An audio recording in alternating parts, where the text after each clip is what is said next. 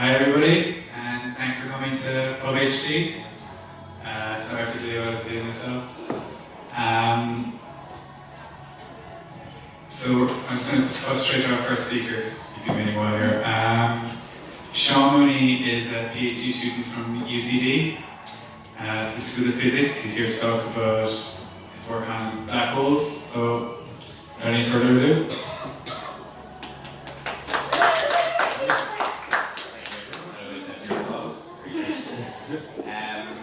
So my name's Seán. The first thing you'll notice is that, as you're saying, I'm from UCD, which is a long way to come, but that's how passionate I am about my subject. It has nothing to do with the fact that my girlfriend lives in Cork, and I want to go down midweek. So I'm studying a black hole for my PhD. One particular black hole. It's called 3C273. Very catchy, you may have heard of it. And it's in the center of a galaxy, about 2.5 billion light years away. So essentially, light has been traveling for 2.5 billion years from this black hole to our telescopes. And we're picking it up and making a nice radio map of this source. And the first thing that people usually assume is that, like, if you know anything about black hole, it's that light can't escape the surface of black hole. So they should just be black. But yet we're making maps of it. So it's not strictly true to say we're taking images of black holes. What's happening is there's a supermassive black hole. It weighs, I think it's like 2 million kilos, some massive amount, and it's the center of a galaxy. And material is going around this black hole and it's getting swallowed up. And as it does so, just before the material crosses the surface of the black hole, 2 jets can be seen coming out of the black hole. So it's like this material is getting twisted up and shot out of the black hole. So it's not actually crossing the horizon, but it's getting shot out into space. So these long jets, they look so weird. I mean, if you look up an image of them, it looks like something that was really created on purpose. Like, it's very clear, defined, long jet just coming out of this galaxy. And these are the jets that I'm looking at to try and figure out what is going on, how is it made. So the jet itself is 5,000 light years long. So again, like, things of different proportions.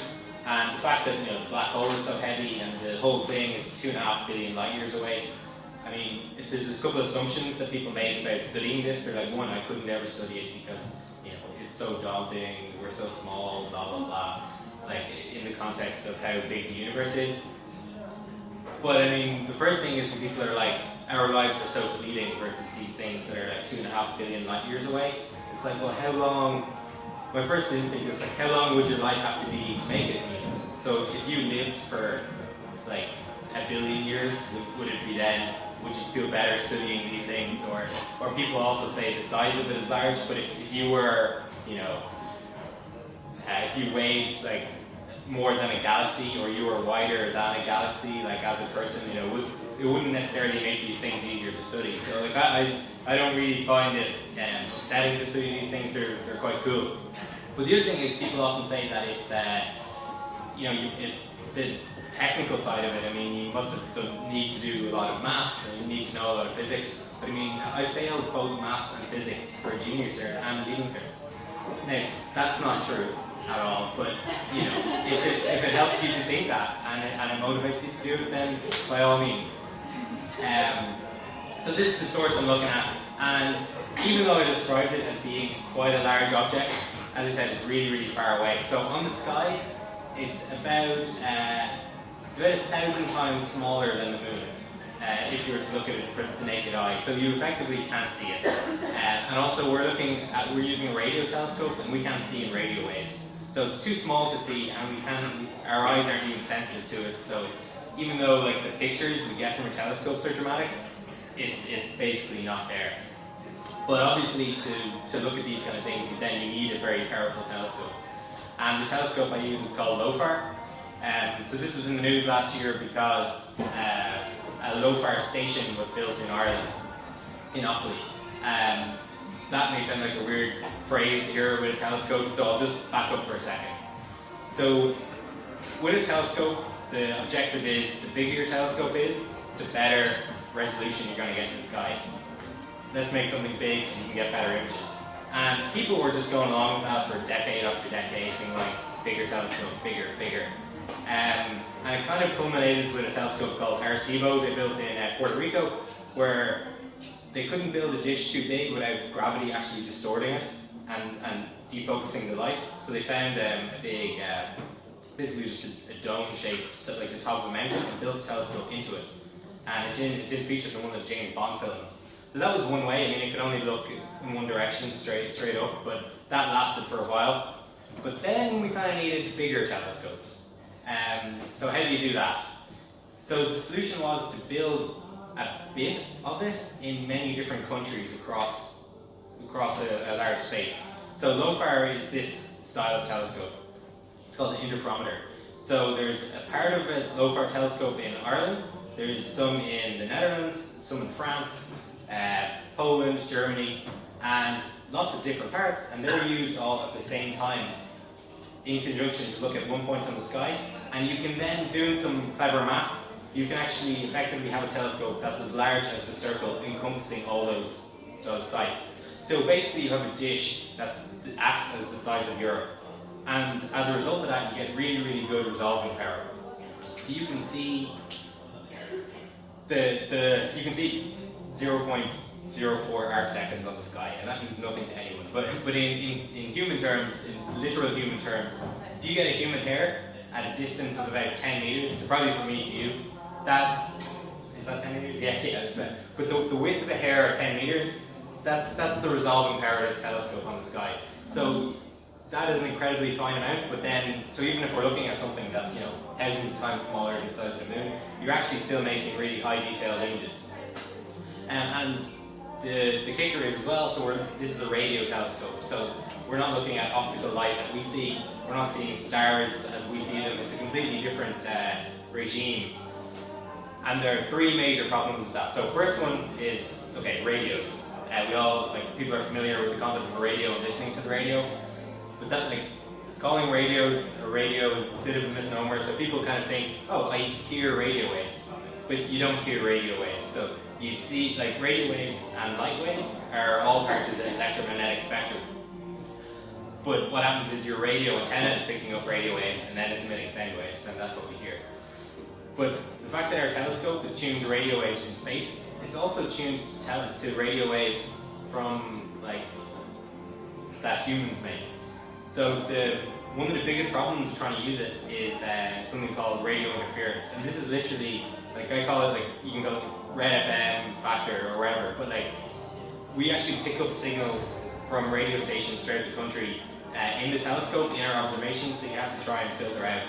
And in fact, so much of our technology is based around radio waves and communications. It includes, there's a radio telescope in Italy that was picking up baby monitors in the surrounding area. I mean, you weren't hearing the baby, they weren't ringing up the neighbors being oh yeah, we got it. But all of that is interference, and it's picked up by the telescope. So when they were planning on where we're going to put this telescope, they decided to build it in Offaly, because it's actually one of the most radio quiet sites in Europe. And that is a pro, and that's really sought after. But yeah, I mean, it's very thinly veiled. And yeah, I mean, the other thing is from studying black holes. I always thought I had an advantage starting out, because I didn't fail physics or anything. But I'm actually, speaking of Offaly, I'm from rural Kildare, so that really gave me an idea of conceptually what a black hole is like, and I kind of knew I could apply that then to my work. Two other problems with trying to do radio astronomy. So first of all, you can clearly tell I'm a PhD student because I know more about the problems involved in it than the actual solutions. But one is computing. So this telescope, what you trade for in just building a big telescope, it generates so much data. So raw data, it's generating about a gigabyte a second. And I have data sets that are easily 10 or 20 gigabytes. 20 or 20 terabytes. So, and this can take months to reduce and analyze. But as any of the older people in the audience, that's about 1.2 million floppy disks. So it's a lot of data we're generating. And it's a telescope that couldn't have existed 10, even 20 years ago, because we just didn't have the computing facilities to transfer it, because you have to get that from Burr to the other telescope so it can all be added together. So now there's like the highest, fastest internet connection in the country goes from Burr out to the Netherlands, where all the data is built centrally. Like, people can't use it, but it's there for the telescope. And the third problem of 20, no, the final problem is the ionosphere, so the atmosphere. So stars twinkle at night, and that's pretty, but it's a pain in the ass, really, if you're an astronomer, because you want to see the star and it's moving around. And the reason for that is it's the ionosphere that's causing that distortion of the light, and it's messing it up. But the same thing happens with radio waves. So it messes up your radio signal, and it's a nightmare. One of the benefits is radio waves go through clouds, and you can use a radio telescope during the day when it's slashing rain and there's clouds, and people don't believe you that you're using your telescope because they look up and can't see. So it's good in that sense, but it's really, really hard to sort out your images when the sources are moving all over the sky. And also, if part of your telescope is in Germany, and part of it's in Ireland, and part of it's in France, and when over France it might be sunny, and over Ireland it might be obviously rainy, and taking all these different conditions into account is incredibly difficult.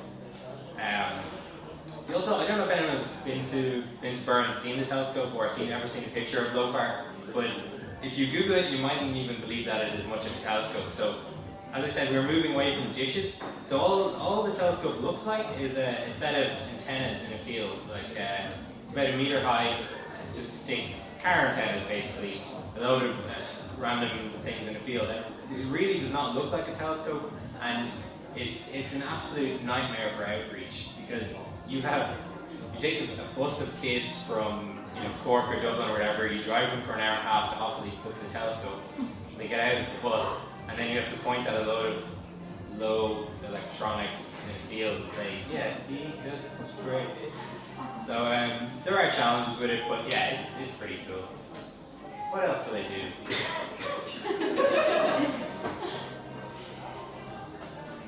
And what time am I on with speaking? You're about 10 minutes in.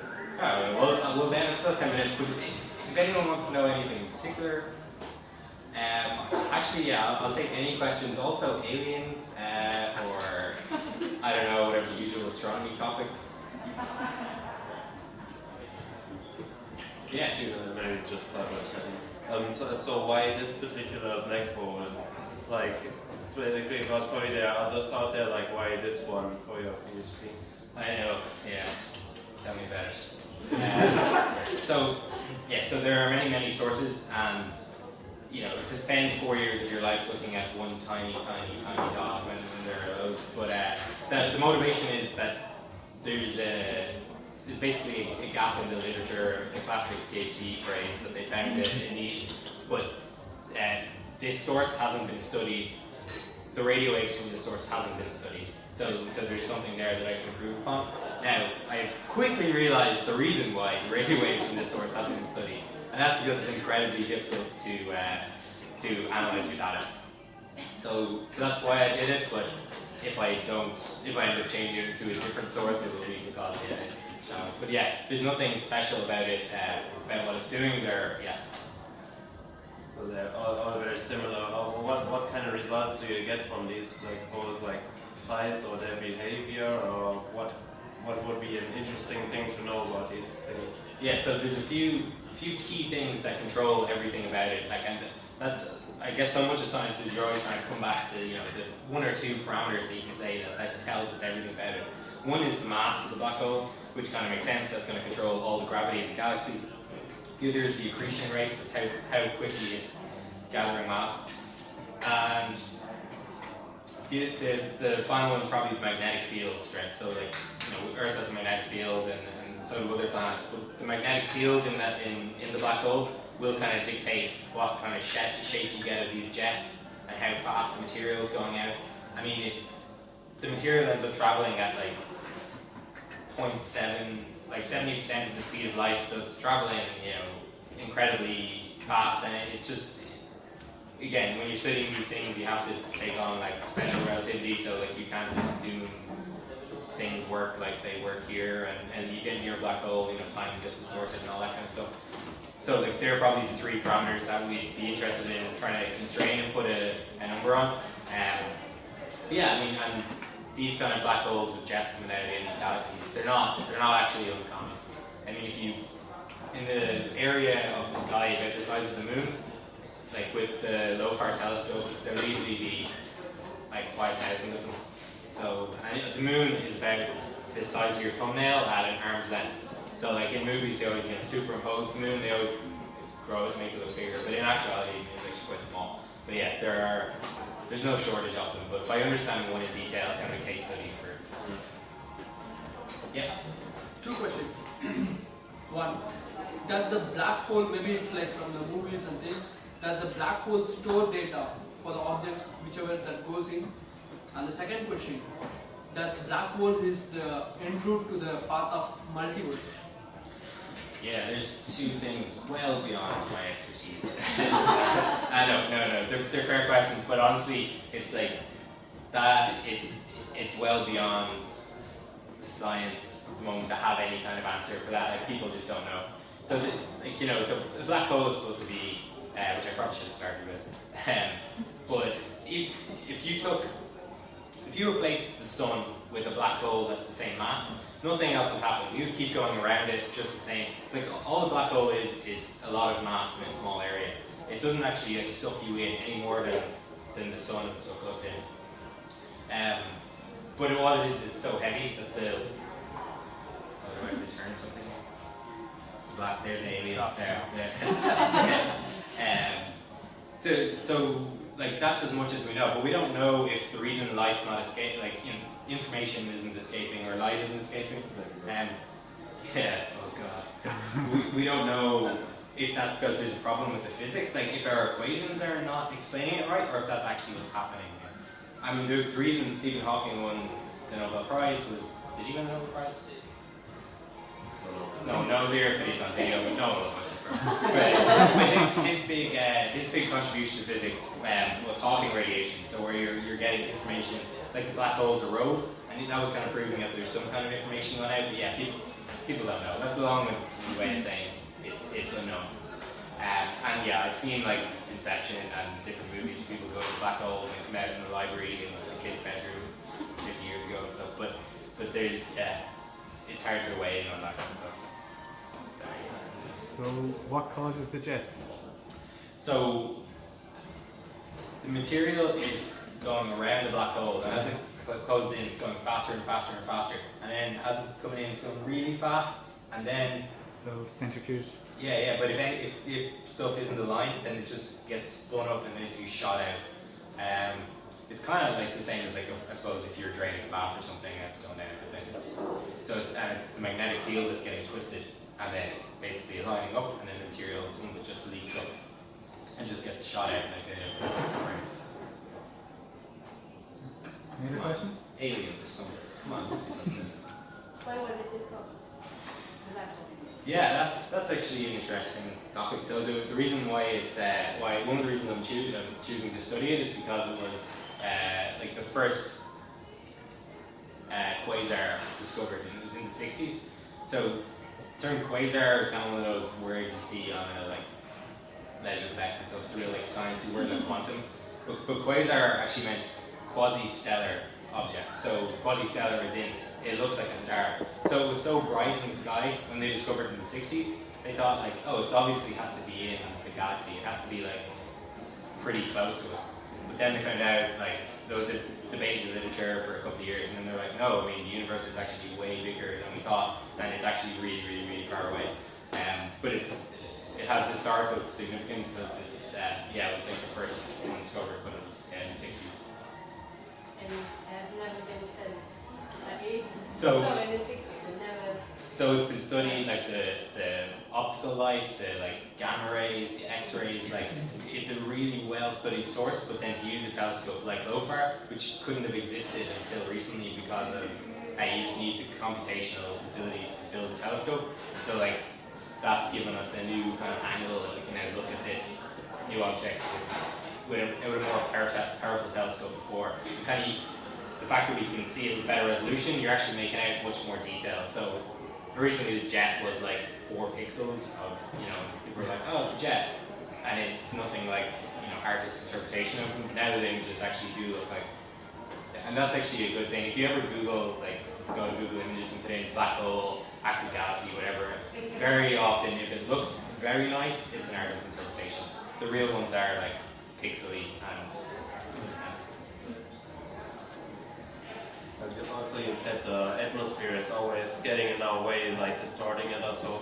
So would be the next step to have like satellites lined up and do it without atmosphere in between, and also you can expand it? Yeah, so there's a project that's underway, but it's like, do these things ever come to fruition? I don't know. But what I was saying, so part of LOFAR is in Ireland, or in Dublin, part of it's in different countries. They want to put a part of it on the back side of the moon, and basically you could have a whole radio telescope on the dark side of the moon where there's no atmosphere. And yeah, so the problem though is getting materials up there. But the fact that it's so data down. yeah, and it's done then, but you could do all the analysis on the moon and just ping back the image at the end. That would be the ideal. Or I mean, you could just go and do your PhD on the moon. I'm not sure if the Irish Research Council would pay for that. Travel funds. But that ultimately people want to go to space. I mean, the other option that's being done at the moment is where they have different satellites that are flying apart, and they're doing this interferometry kind of style on a huge. So if the distance you get between Ireland and Germany is big, in space you can obviously just go as far as you want. So they have images that are thousands of times more accurate. But yeah, you have a whole host of other problems because you need to know. So even between Ireland and Germany, you have to keep track of plate tectonics because your telescopes are moving away from each other, and if they move away, if you don't know the exact distance between them, that's messing up how you add back the signals. So you need to know the geometry very well. So the fact that you have to keep track of those kind of things, in space, you're flying 2 things, and you need to know down to a nanometer basically, how far away they are. So there's different challenges.